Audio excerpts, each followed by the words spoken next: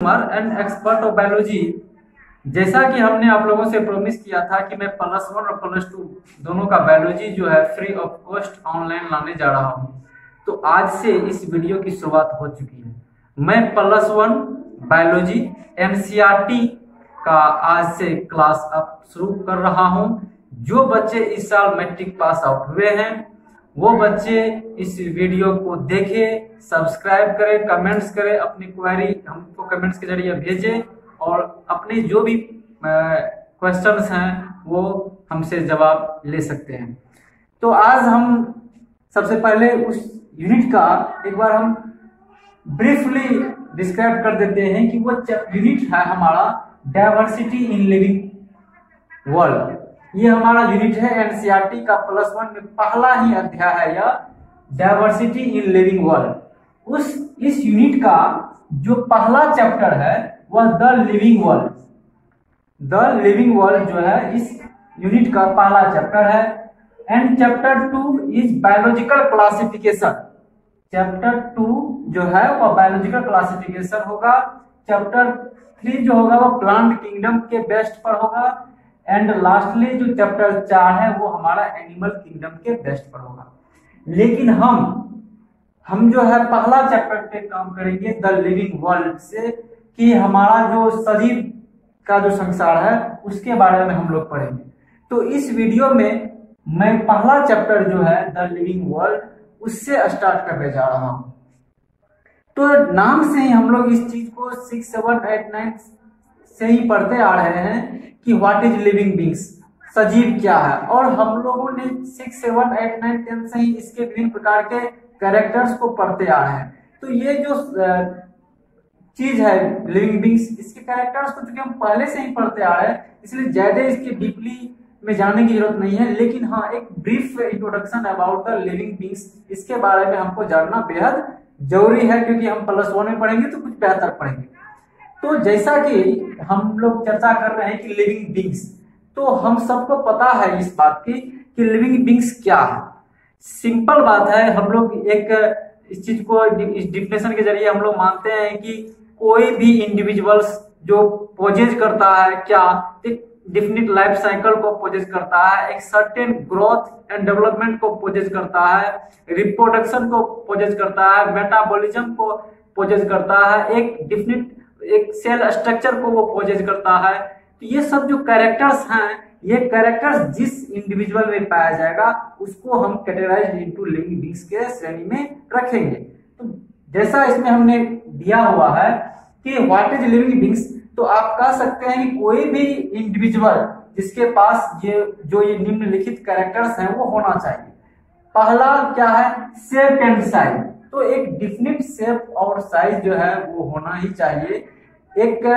एक सीमा तक भले ही हमारा प्लांट्स या एनिमल्स का शेप एंड साइज बढ़ सकता है, लेकिन फिर भी हम कह सकते हैं कि उसके पास एक डिफिनिट शेप एंड साइज होगा। एक चीज और यहाँ पे ऐड करने वाली बात है कि लिविंग बींग्स के पास डिफिनिट शेप होता है, जिसको कि हम टर्म देते हैं मॉर्फस। मॉर्फस एक टर्म है which is used in biological for describe the living beings having a definite shape. In contradictory, having no definite shape is called as amorphous. Amorphous is referred to the non-living beings. ये हो गया।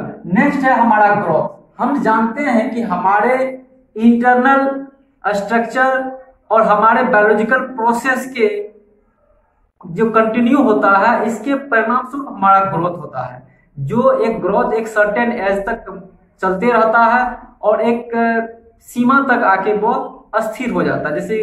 जैसे animal beings है, एक सीमा तक जाने के बाद ग्रोथ जो है वह अस्थिर हो जाता है। लेकिन हमारा प्लांट्स बींग्स जो है, चूंकि उसके पास सेल डिवीजन होता है, इसीलिए वह थ्रू आउट लाइफ तक वह जो है ग्रोथ करते रहता है। फिर नेक्स्ट है हमारा रिप्रोडक्शन। हम सभी जानते हैं इस बात को, कोई भी लिविंग बींग्स जो है वह रिप्रोडक्शन करता है, उसका जो एक स्पेसिफिक कैरेक्टर्स है रिप्रोडक्शन करना। तो रिप्रोडक्शन जो होगा ये अलग अलग जीवों में अलग अलग प्रकार के हो सकते हैं। उसके बारे में हम जब रिप्रोडक्शन के बारे में पढ़ेंगे तो इन डिटेल पढ़ेंगे कि रिप्रोडक्शन क्या है, इसके विभिन्न प्रकार के मेथड को भी पढ़ेंगे। जो हमारे यूकैरियोटिक है, प्रोकैरियोटिक है या माइक्रो ऑर्गेनिज्म है, वो किस प्रकार के रिप्रोडक्शन में भाग लेते हैं। नेक्स्ट है हमारा metabolism, is very important as we know that feeding plus digestion plus assimilation, ये wholesome included into nutrition, so that metabolism is of two types, likewise anabolism and catabolism. Anabolism में क्या होता है कि बहुत सारे जो छोटे छोटे ऑर्गेनिक्स होते हैं, ऑर्गेनिक मटेरियल होते हैं, वह जब जमा होते हैं और एक बड़ा अणु का निर्माण करते हैं, यानी कि यह इसको कहा जाए कि ये सिंथेटिक फेज होते हैं। ये एनाबोलिज्म जो है सिंथेटिक फेज होते हैं। इसका बेस्ट एग्जांपल है हमारा फोटोसिंथेसिस। हम कह सकते हैं फोटोसिंथेसिस में होता क्या है कि हमारा कार्बन डाइऑक्साइड, हमारा water, carbon dioxide from environment and water from the earth जो है ये लिया जाता है किसकी उपस्थिति में, सनलाइट की उपस्थिति में। क्लोरोफिल इसमें हेल्प करता है और हमारा ग्लूकोज यानी C6H12O6 बनाता है, जिसको कि हम ग्लूकोज नाम देते हैं। तो हम देख रहे हैं कि एक जो है स्मॉलर यूनिट जब मिल रहा है तो एक लार्जर यूनिट बना रहा है, तो जो बना जो रहा है सिंथेटिक कहलाएगा, तो ये हमारा एनाबोलिज्म में आएगा। तो एनाबोलिज्म का जो बेस्ट एग्जांपल है वो हमारा फोटोसिंथेसिस है। जस्ट इसका हम विपरीत देखते हैं, कैटाबोलिज्म, इसमें रेस्पिरेशन इसका बेस्ट एग्जांपल है। इसमें क्या है कि जो हमने बड़ा अणु बनाया था, वो बड़ा अणु अब क्या हो रहा है कि ब्रेक डाउन हो रहा है, तो वो टूट रहा है, एनर्जी में टूट रहा है। तो उसमें हम देखेंगे जो ग्लूकोज हमने यहाँ बनाया, वही ग्लूकोज का यहाँ पे in the presence of oxygen वो क्या हो रहा है कि CO2 plus H2O plus energy में ब्रेक डाउन हो रहा है। तो मतलब एक लार्ज मॉलिक्यूल जो है वो स्मॉल मॉलिक्यूल में टूट रहा है, तो it is called as catabolism. तो एक ये आइडिया है कि हमारा, इसके अलावा हमारे पास और भी कैरेक्टर्स हैं लिविंग बींग्स के, जैसे कि इरिटेशन है, उसमें इरिटेबिलिटी पाया जाता है, उसमें कॉन्शियसनेस पाया जाता है कि वो नॉन लिविंग बींग से तो जाहिर सी बात है कॉन्शियस नहीं है। हम जैसे हम लोग हैं कॉन्शियस हैं, हम लोगों के पास एविल का, गुड का ये सेंस है, क्या है नहीं है, ये सब में होता है जो लिविंग बींग्स हैं। तो ये conscious is very important characters for living beings. And और भी है, जैसे कि प्रोटोप्लाज्म है। तो प्रोटोप्लाज्म जो है वो एक फिजिकल बेसिस ऑफ लाइफ कहा जाता है कि ये only contain in living beings, so that protoplasm को हम जो है लिविंग बींग्स के कैरेक्टर में शामिल कर सकते हैं। इसके अलावा सेल स्ट्रक्चर भी है। तो एक सेल स्ट्रक्चर जो भी हमारा लिविंग बींग्स बना है वो सेल से बना है। इसमें डिफरेंट एक सेल स्ट्रक्चर है, उसमें जो सेल का जो विभिन्न प्रकार के ऑर्गेनल्स हैं वो उसमें मौजूद हैं। तो ये सब जो है इसका कैरेक्टर्स हैं, हम को लिविंग बींग्स के कैरेक्टर्स में शामिल कर सकते हैं। और ये कैरेक्टर्स से इंपॉर्टेंट सवाल भी आता है, कई बार पूछ भी देता है कि रिप्रोडक्शन जो है वो लिविंग बींग्स के लिए क्यों जरूरी है। डेथ जो है लिविंग बींग्स के एक मेन कैरेक्टर्स है, तो डेथ का क्या रोल है हमारे लिविंग बींग्स के लिए।